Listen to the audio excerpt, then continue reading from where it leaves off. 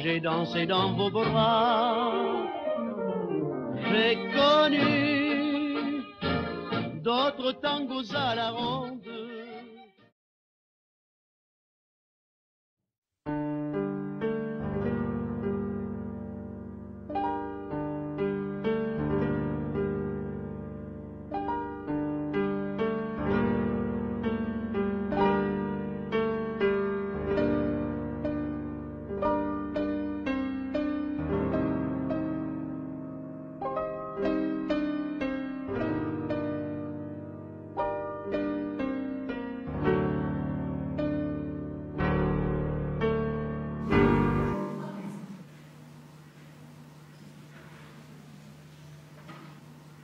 Ιδού εγώ. Ιδού. Εγώ. Η Σοφία Αποστόλου, του Ιωάννου και της Ευγενίας, καθηγήτρια Γαλλικών στο Δημόσιο, με ανώτερες σπουδές στη φιλολογία, κάτοχος επίσης της Αγγλικής και της Ρωσικής. Πρώην καθηγήτρια. Απολυτήσα.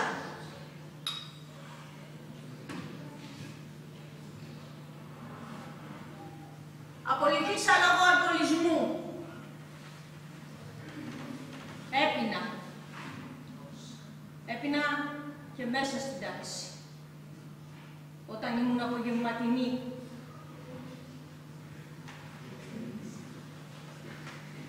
Γιατί έπρεπε να γίνω αλκοολική, πώς μου ήρθε να τα αρχίσω. Εγώ, που δεν έβαζα σταγόνα στο στόμα μου. Ακόμα και όταν ο καημένος ο Χριστάκης, που είχε αρχίσει να πίνει πριν πεθάνει. Γιατί ήταν κομμουνιστής και δεν άντεχε, έλεγε, να βλέπει την κατάρρευση των σοσιαλιστικών χωρών. Ακόμα και τότε το ποτό με άφηνε αδιάφορη.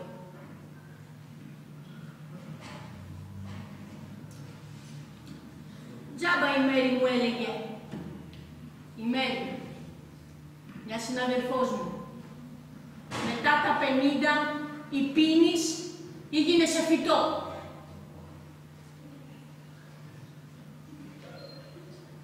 Εκείνη βέβαια πρόσεχε, δεν έπινε μέσα στην τάξη. Αλλά ένα βράδυ κάτι με έσπρωξε να τα αρχίσω. Και από τότε δεν έκανα τίποτε άλλο. Ως που έγινα και αυτό στο σχολείο. Ναι, και με έδιωξαν. Με πείραξε που με έδιωξαν. Δεν μου άρεσε το σχολείο. Το συχαινόμουν. Και τη μιζέρια ήταν. Έξω, να βρέχει και να φυσά. Μέσα να μένω το ηλεκτρικό. Ένας απέσιος κίτρινος γλόμπος. Και τα κολόπεδα να διαφωνούν και να κοροϊδεύουν. Άρχισα τα ιδιωτικά μαθήματα. Έβγαζα περισσότερα.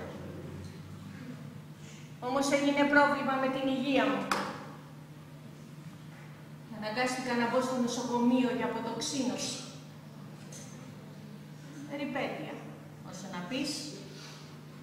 Τα παράτησα όλα και έκατσα στη γωνιά μου.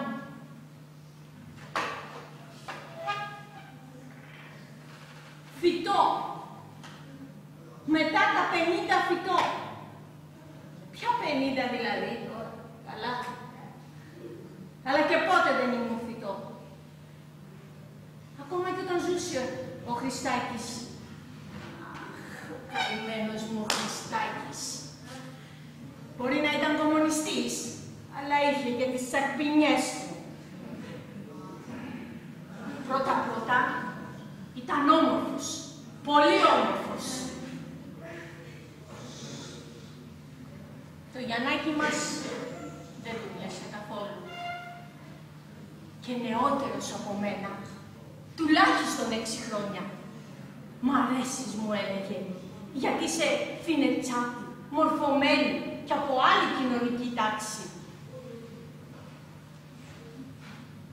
Ο πατέρας μου συνοικιακός γιατρός. Ο πατέρας του όμως και εργάτης και εκτελεστής στον εμφύλιο. Ακόμα και ο πιο εντάξει κομμουνιστής, μου έλεγε, έχει μια ροπή προς το κακό. Έλεγε και γελούσε ευχαριστημένος. «Όταν πάμε στη Μόσχα, θα σου πάρω ένα γούνινο καπέλο», μου έλεγε. «Ίδια η Ναστάσια Φιλίπποβνα θα είσαι». Την Ναστάσια Φιλίπποβνα του την είχα μάθει εγώ. Εκείνος με μάθαινε ρώσικα. «Με ρεθίζει το στόμα σου όταν προφέρεις αυτή τη γλώσσα», μου έλεγε. «Νταραγκόι μόι μους, χατείτε λιβί, σοκολάτι τόρ», έλεγε. Και θυμάμαι, τραγουδούσαμε. Ναι, τραγουδούσαμε μαζί. «Εμπρός της γης η κολλασμένη, της πείνας κλάβει εμπρός εμπρός, το δίκιο απ' τον κρατήρα βγαίνει, σαν προδί, σαν κεραυνός». Το λέγαμε μαζί και στα ρώσικα. «Με ρεθίσεις, μωρό μου, με ρεθίσεις, στον αγώνα ενωμένη, κι ας μη λείψει κανείς».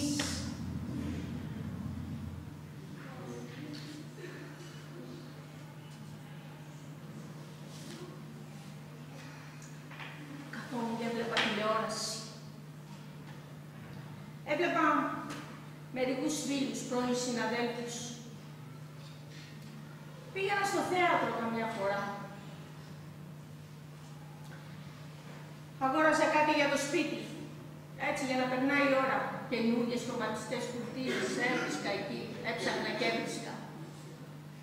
Μαγείρευα, πότε, όποτε το θυμόμουν για το Γιαννάκι μας. Αλλά έπλητα. Ναι, πάντα έπλητα. Και αυτό που θυμάμαι από το Χριστάκι είναι πάντα αυτή η φράση του. «Ροπή προς το κακό». Μόνη ιδέα μου είχε γίνει. Τι να εννοούσε άραγε, ποιος τον ξέρει. Γιατί τι άλλο από αυτή τη ροπή προς το κακό. Είναι αυτό που με έστρωξε να μπω στην παρανομία, να αφαιθώ έστω. Ούτε η φτώχεια. Ποια φτώχεια? Ποιος λέει ότι φταίει η φτώχεια? Λεφτά είχα. Όχι πολλά, αλλά κάτι λίγα είχα. Ούτε η κοινωνία. Ποια κοινωνία? Υπάρχει καμιά κοινωνία? Πού είναι να τη δω? Κάτι από μέσα φταίει. Κάτι από μέσα μας. Κάτι από μέσα μου με έσπρωξε να γίνω.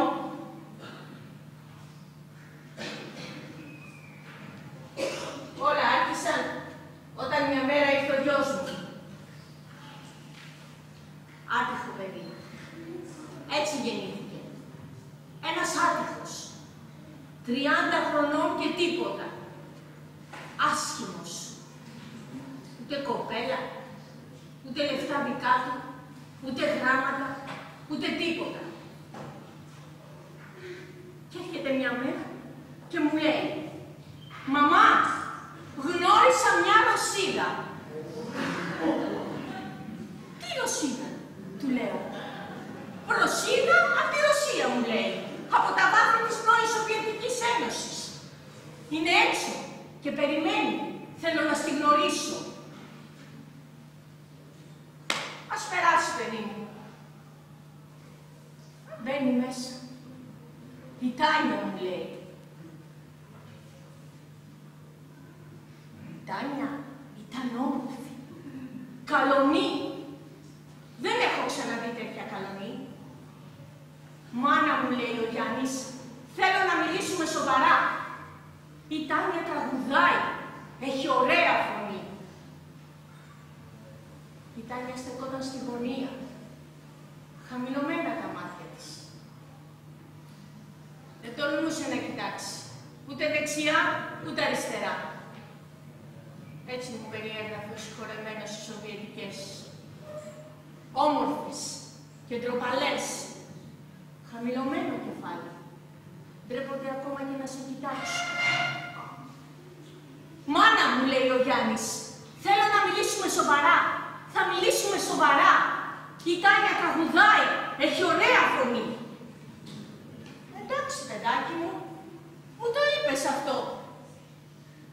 Θα τη βάλω σε ένα κέντρο να τραγουδάει και θα βγάλουμε λεφτά. Θα βγάλουμε λεφτά. Επιτέλους, πολλά λεφτά.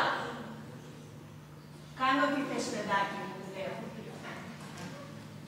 Εδώ και πολύ καιρό δεν του φέρνα ούτε αντίρρηση. Θέλω κάτι από σένα, μάνα μου, λέει. Έχω ένα σχέδιο. Τι σχέδιο, παιδάκι μου? Θέλω να τις μάθεις γαλλικά. Μπορείς να τις αρχίσεις αμέσως γαλλικά. Έχω ένα σχέδιο, σου λέω. Μεγάλο σχέδιο. Δεν θέλω η Τάνια να ξεπέσει στα σκυλάδικα που γυρνάνε οι βλάχοι και οι μαυραγορείτες. Θα τη βάλω σε ένα κέντρο να τραγουδάει γαλλικά. Είναι σικ, μου λέει τα γαλλικά. Θα της βγάλουμε και ένα όνομα γαλλικό. Κολέτ, είπα. Σου αρέσει? Θα δούμε. Όμως, παιδάκι μου, άδεια έχει. Άδεια παραμονής. Κάτι έχει πάρει τα αυτή μου πως κυνηγάνε αυτούς που δεν έχουν άδεια παραμονής. Άστο, μάνα. Μην ανακατεύεσαι σε αυτό. Θα τα κανονίσει όλα ο Νέστο. Μάλιστα. Ο Νέστο.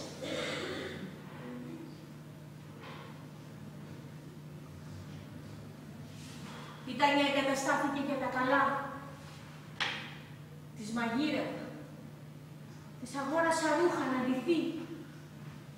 Τα ρούχα της δουλειάς θα της τα αγόραζε ο Νέστο. Εκείνος ήξερε καλύτερα. Ο Νέστο ήταν μούτο.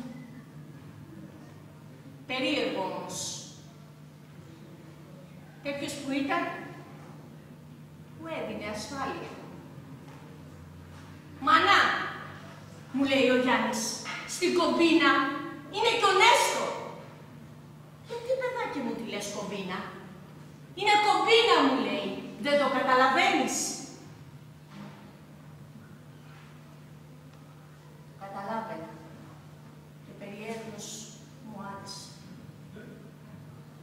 Τι έχουμε μέσα μας? Τι άνθρωποι είμαστε? Πώς πέφτουμε τόσο εύκολα? Μανά, θα γεμίσουμε λεφτά. Το καταλαβαίνεις? Έχεις προσέξει την Τάνια? Έχεις δει ωραιότερα μάτια. Θα μάθει χορό, θα μάθει τραγούδι. Θα τραγουδάει στα κέντρα. Θα της μάθεις παλιά γαλλικά τραγούδια. Είναι σίγουρα τα παλιά γαλλικά τραγούδια. De tous les tangos du monde, c'est celui que j'ai dansé dans vos bras.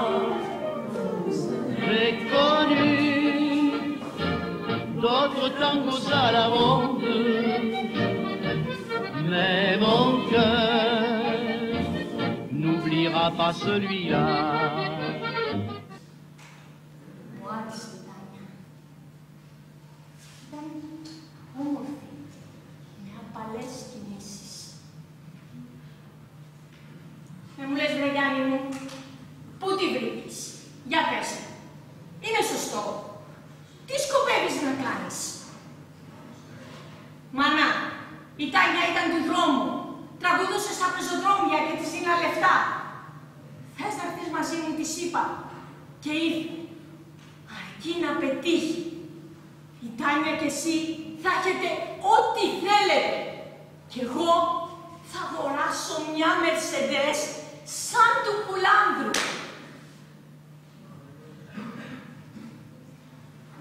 Μου άρεσε η Τάνια. Ναι. Ήταν γλυκιά. Τραγουδούσα. Τραγουδούσα ωραία.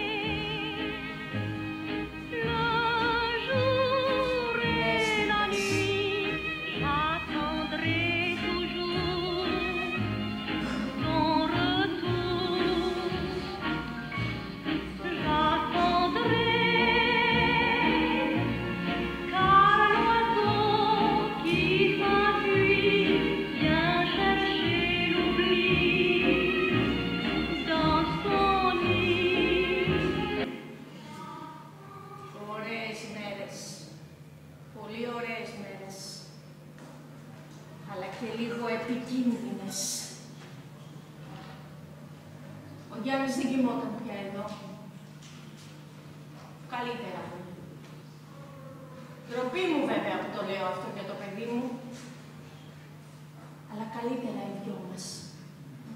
Δεν ξέρω, αλλά μου έφερε ένα φόβο ο Γιάννης. Όχι γιατί μπορούσε εύκολα να μπει σε ένα κίνδυνο, αλλά γιατί είναι και χαζός, αφελής.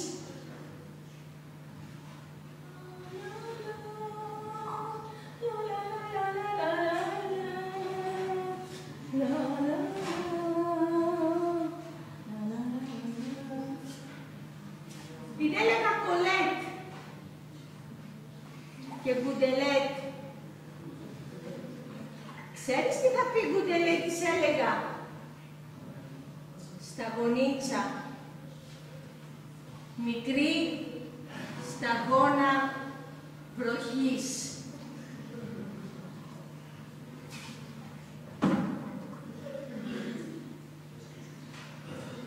Χαζός και αφελής. Γι' αυτό εμπιστευόμουν τον Έστωνα. Πίστευα ότι μαζί του θα τα βγάζε πέρα, ό,τι και να γινόταν.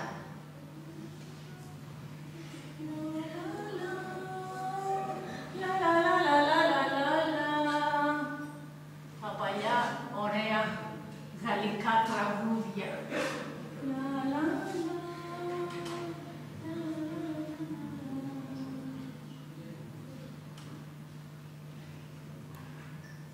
Αλλά ένα πρωί που ξύπνησα, η Τάνια έλειπε. Έλειπαν τα ρούχα της. Γύρισε ο Γιάννης και δεν τη βρήκε. Έκανε σαν τρελός. Χτυπιόταν. Πάει. Έφυγε. Τη χάσαμε. Μάνα, δεν στα είχα πει όλα. Την Τάνια την εκμεταλλεύονταν δύο Ρουμάνοι. Από αυτούς την πήραμε, ο Νέστορ κι εγώ. Νομίζαμε πως δεν θα την βρίσκαμε ποτέ. Νόμιζα πως δεν θα πήγαινε και εκείνη να τους βρει. Την αγαπούσα, μάνα. Την αγαπούσα. Την εμπιστεύτηκα.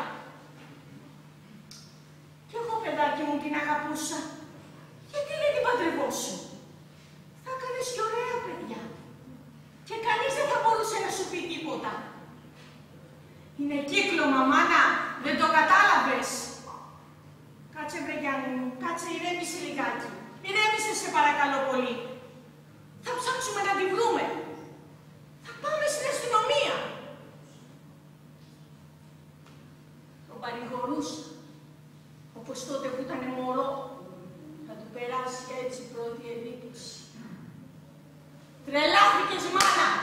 Τρελάθηκες! Είναι φωνιάδες, σου λέω. Δεν το καταλαβαίνεις. Είναι εγκληματίες!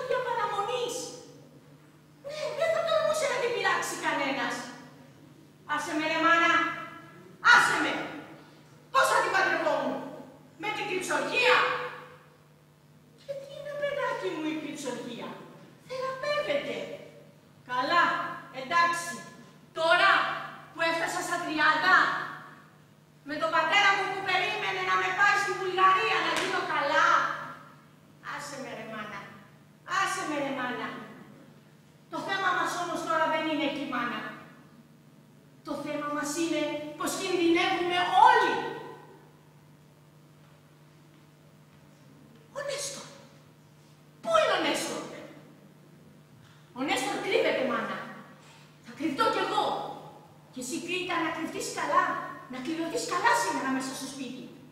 Και αν θέλεις μην βγαίνεις έξω για λίγες μέρες, σε παρακαλώ πάρα πολύ. Καλά βρε Γιάννη μου. Εντάξει, αλλά δεν μου λες, όλα αυτά γίνονται για μια γυναίκα. Ας και παιδάκι μου έχεις μπλέξει με τίποτα ναρκωτικά. Ποτέ μάνα δεν έχω μπλέξει με αυτά. Αλλά αυτοί μπορεί και να με μπλέξουν. Ποτέ δεν ξέρεις. Θέλω να σου πω ένα πράγμα και να το θυμάσαι. Πως αυτά είμαι καθαρός. Καθαρός. Έφυγε σαν τρελός. Και το ίδιο βράδυ παραβιάσανε την πόρτα και μπήκαν μέσα 3 παιδιά. Κάναν το διαμέρισμα φίλο και φτερό. Τι ψάχνετε? Ούρλιασα. Θα φωνάξω την αστυνομία. Ποια αστυνομία?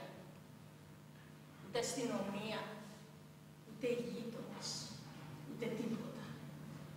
Μα πού ζούμε? Μη φωνάζεις, μου είπε ένας στα ελληνικά.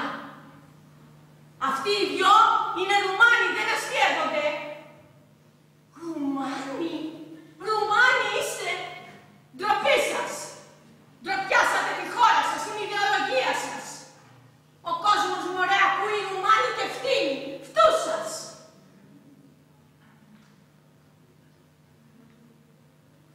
Τότε ένας από αυτούς με πλησίασε.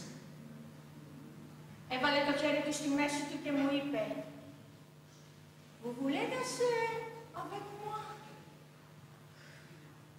Κατάλαβα πως αυτός ήταν ο Ρουμάνος της Τάνιας. Ναι, της Τάνιας που τώρα θα κορόιδευε και θα τους έλεγε για τα γαλλικά που τις μάθαινα. «Vous voulez danser?» Άσε μωρέ τη γιαγιά ήσυχη, είπε ο Έλληνας.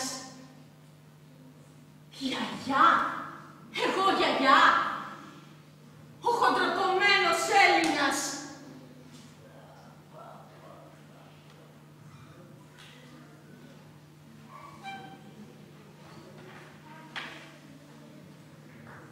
Το Γιάννη μου το ξαναείδα έπειτα από μήνες.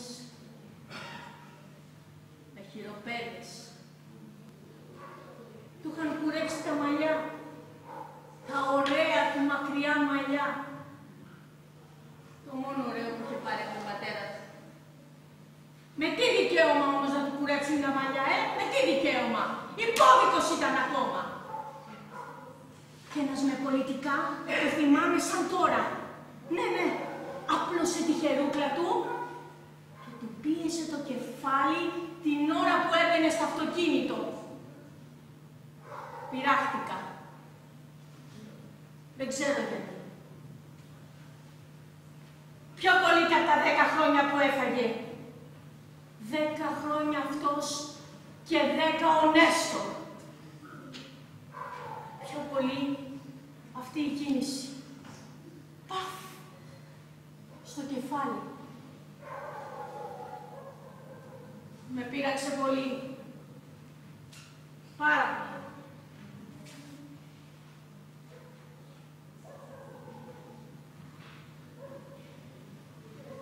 Ιδού εγώ, τώρα, η Σοφία Αποστόλου, κάτοικος Δήμου Κορυδαλού, απέναντι από τις ομώνυμες φυλακές.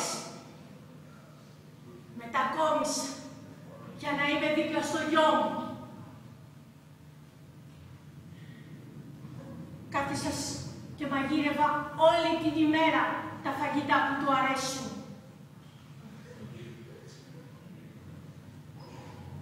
Ναι, είμαι ήρεμη. Μητέρα φυλακισμένη. 10 χρόνια για το τίποτα. Όλα για το τίποτα. Θα κάνουμε υπομονή, Γιάννη μου, του λέω στο επισκεπτήριο.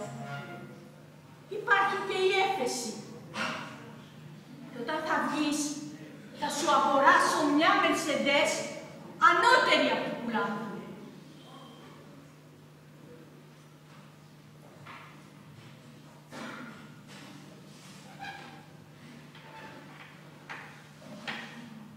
κάθομαι και σκέφτομαι τη ζωή μου και τους γονείς μου και όσους τυχαία ήταν να περνώ. Και καμιά ζωή δεν ζηλεύω. Αντίθετα, είμαι περήφανη εγώ για τη ζωή μου. Εγώ, η καθηγήτρια των Γαλλικών, που ο πατέρας μου με προόριζε για το πανεπιστήμιο. Δεν θέλω να είμαι σαν αυτούς. Κάποτε ο Γιάννης μου είχε πει, «Μάνα, έτσι όπως προχωράει σήμερα η κοινωνία, είσαι από τους πολύ δυνατούς ή γίνεσαι παράνομος. Μέσος όρος δεν υπάρχει. Είναι αυτοί που ξεγελιούνται, πως είναι κάτι. Τα φυτά, που έλεγε και η Μέρη. Κι εγώ δεν θέλω να είμαι σαν αυτούς. Τίποτα από ό,τι έχουν αυτοί δεν με συγκινεί. Τίποτα. Νεκροί είναι όλοι, πεθαμένοι. Αυτό είναι. Με τους άντρες τους, με τις γυναίκες τους, με τα παιδιά τους στα ανώτατα εκπαιδευτικά ιδρύματα, με τις ηλίθιες εκδρομές τους στα νησιά τα Σαββατοκύριακα. Ναι, με τα στροφτερά τους μπάνια και τις πολυτελείς κουζίνες τους. Εγώ νιώθω πως ξεχωρίζω. Πηγαίνω 2 φορές το μήνα στη φυλακή και βλέπω τον άσχημο και ηλίθιο γιο μου, παρέα με τους Αλβανούς και τους Πρεζάκηδες.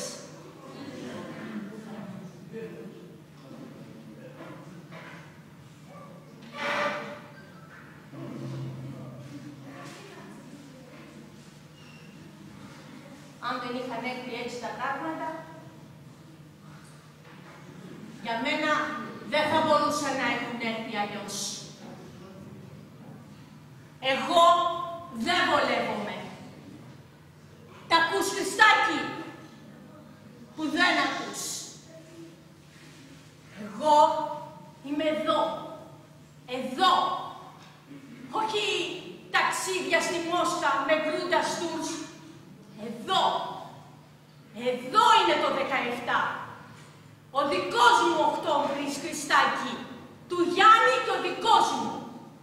Εγώ δεν βολεύομαι. Δεν είμαι μέσος όρος.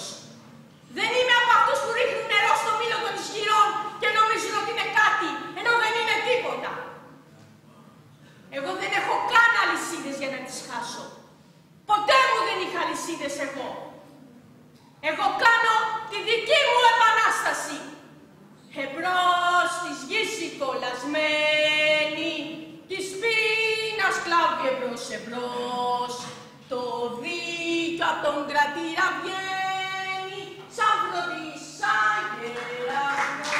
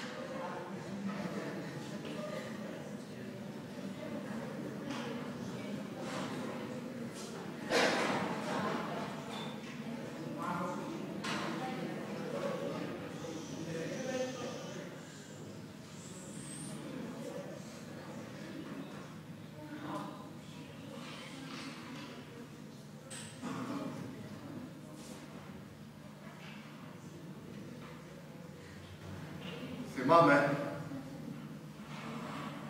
όταν είχα έρθει για πρώτη φορά στην Αθήνα και νίκησα ένα δωμάτιο χωρίς καμπινέ.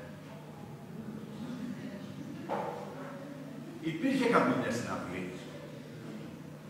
αλλά έπρεπε να κατέβεις μια κατασκότεινη ξύλινη σκάλα που έτριζε και σήκωνε τον κόσμο στο πόδι. Ένα Ένα βράδυ που έβρεχε.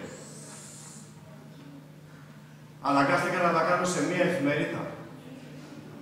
Και αφού τα πακετάρισα καλά, μέχρι και κορδελάκι της έβαλα. Την επόμενη μέρα, πηγαίνοντας πρωί-πρωί στη δουλειά μου, τα άφησα στη μέση του δρόμου. Φαντάζομαι κάποιοι από το μέσα μου κουμπούνται που βλέπαμε κάτι τέτοια παράξενα λεβατάκια στους δρόμους. Τα κλωτσούσαμε για να δούμε το περιεχόμενό του.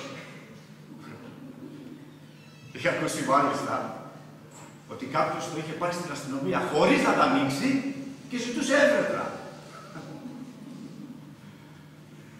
Ένα τέτοιο δεματάκι είχα φτιάξει κι εγώ κάπου. Αν και έχουν περάσει αρκετά χρόνια από τότε.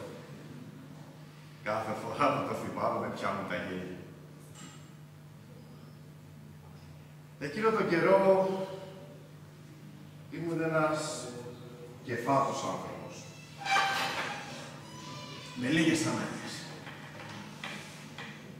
Ξυριζόμουν 2 φορές την εβδομάδα. Οπότε είχα ραντεβού στο βουναλάκι με μια κοπέλα που λοβιαζόταν να γυρίσει στο σπίτι. Όλο σκαστή ήταν και είχε αυστηρό αδερφό. Σκέτος σιγά. Τι να κάνω, κι εγώ την παντρεύτηκα. Αυτό να τρώει περντάκι κάθε φορά που αργούσε. Εξάλλου, αυτός είναι και ο προορισμός του ανθρώπου. Έτσι τουλάχιστον λέει. Με αυτά και με αυτά, βρέθηκα με όλα μου τα κουμπιά γερά. Είναι και αυτό ένα όφελος, μια ασφάλεια. Τι σιδερωμένα που κάνεις από τον πρώτο καιρό, τι καθαρές αλλαξιές, τι γυαλισμένα παπούτσια. Στο κατίνι που λένε. Είχε και δικό του σπιτάκι. Ένα μόνο δωμάτιο. Αλλά μεγάλη αυλή. Και σιγά σιγά με τις οικονομίες μου, χτίσαμε κουζίνα και άλλα δωμάτια. Και επικά προδεύσαμε. Πήραμε πλυντήριο, ψυγείο και η ζωή μας γινόταν όλο και πιο άνετη. Μόνο στον καμπινέ καθυστερήσαμε. Στο βάθος της αυλής υπήρχε μία παραγούλα που μέσα είχε μία τουρκική λεκάνη και κάθε πρωί μ' ανάγκασε να κάθομαι στο κότσι. Να σας δείξω κιόλας. Να, έτσι. Δεν λέω. Καλή γυμναστική. Μιας που τότε δεν έκανα. Μέσα στην παρακούλα υπήρχε και ένα αντενεκεδένιο βρυσάκι. Κάθε πρωί το γέμισα με φρέσκο νερό και πλενόμουν. Μπάνιο. Μπάνιο στη σκάφη. Κάθε Σαββατόβραδο άρχιζε το μαρτύρι. Λέω στη γυναίκα μέσα. Μέτρηβε μέχρι δράση. Άρση.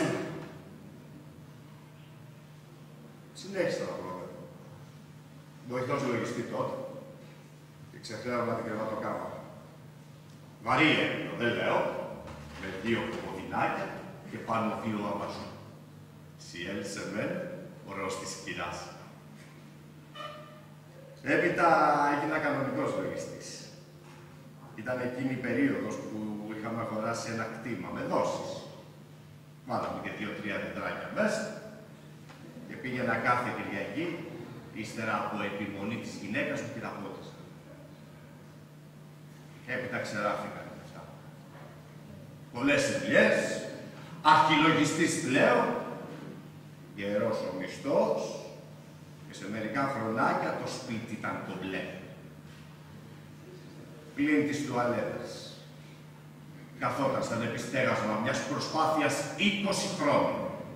Θα έρθει και της τουαλέτας η ώρα, έλεγα κάθε φορά στην κυρά που γκρίνιαζε και μου λέγε «Θα έρθει κανένας ξένος, θα θέλει να πάει προς νερού του και της πέφτουν τα μούτρα». Εξάλλου, τι ήταν η τουαλέτα εδώ που φτάσαμε? Η ουρά του ήταν.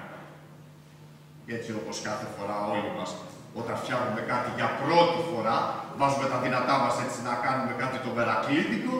Έτσι κι εγώ έβαλα τα δυνατά μου να φτιάξω κάτι το ωραίο. Αγόρασα κάτι πλακάκια πανάκριβα, που σχημάτιζαν έτσι κάτι παράξενες παραστάσεις. Φυσικά όλα τα ίδια και εμείς. Φυσικά και πείτε. Αλλά ήδη δεν με πειράξατε, κομμάτια μου. Ο Πιντές μου την έδωσε και πήρε πάντα όλα τα υπόλοιπα. Γιατί όπως είπε και δυσκύλιος και τον έχω έτσι για αρκετή ώρα μπροστά μου, με αυτό το πρόσωπο το μακρουλό, τα πιο καμάτια, το να μπλέκει τα λοκότια, τριγωνικά πάνω στο μέτωπο, με τα χτά στα μάτια βατράχου. Αυτό το στόμα σαν καταβόθρα που ρουφούσε τα πάντα. Αυτός ο ήχος όταν τελείωνε το νερό. Νόμιζα σαν να δω το ρόι. Πώς κατάδυσες έτσι, βρεκατόμη. Τι παλικάρι ήσουν όταν είχες έρθει από το χωριό. Όλα αυτά για ένα σπίτι.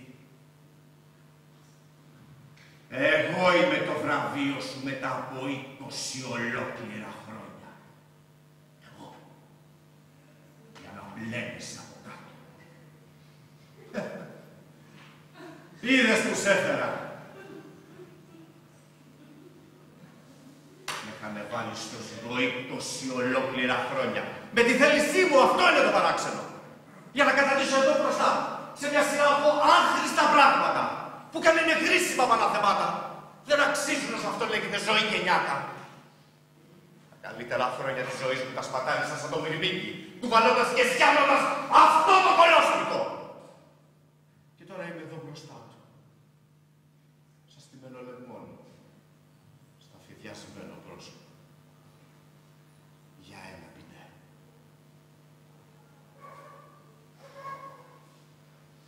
Με αυτές τις σκέψεις τράβηξα το καζανάκι που πήγα στο παράθυρο να ακούσω λίγο τον ήχο της πόλης να αναπνεύσω.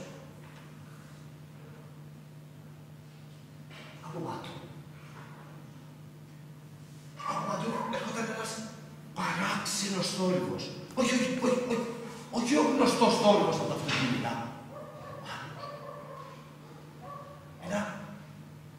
Ένα απέραντο πλάτς.